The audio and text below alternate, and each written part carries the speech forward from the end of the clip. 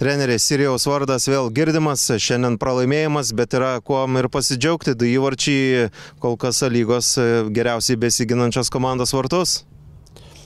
Nu, aišku, gal toks momentas įdomus, kaip klubui.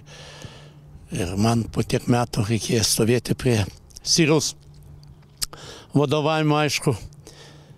Istorija didelė šito klubo ir buvo vis dėlto priešininkas gan toks pajėgus, ypač šiais metais. Aš manau, kad visumoje pavyko varžybos, jeigu taip gal žiūrint iš profesionalios pusės.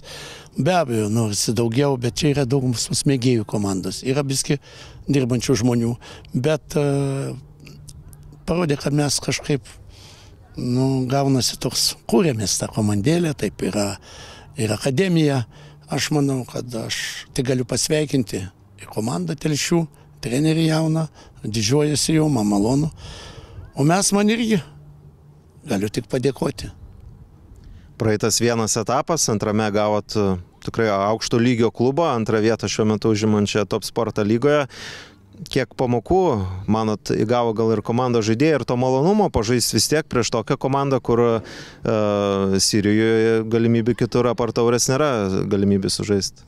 Be abejo, vaikinukai labai jautriai žiūrėjo tas varžybos, matėsi, kad jie įsitempė, pirmą kartą toks įvykis jiem, vis dėlto komandos žaidėjai didžiausių dalis nežaidė jokiose lygose, keletą studentų, kur čia mokosi universitete, jaunų, toks mišinys dalykiškas, aš pasakysiu.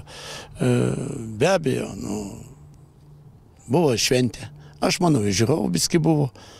Mes vis dėlto galim prisiminti istoriją, buvo pilni stadionai, kai Sirius žaidė, bet aš labai džiaugiuosi, kad gal tęstinumas tas tęsiasi, Sirijaus vardas ir komanda, ir mes paprasčiausiai, kai Klaipėdos miesto komandą atstovaujam, be abejo, pirmą etapą praėjom.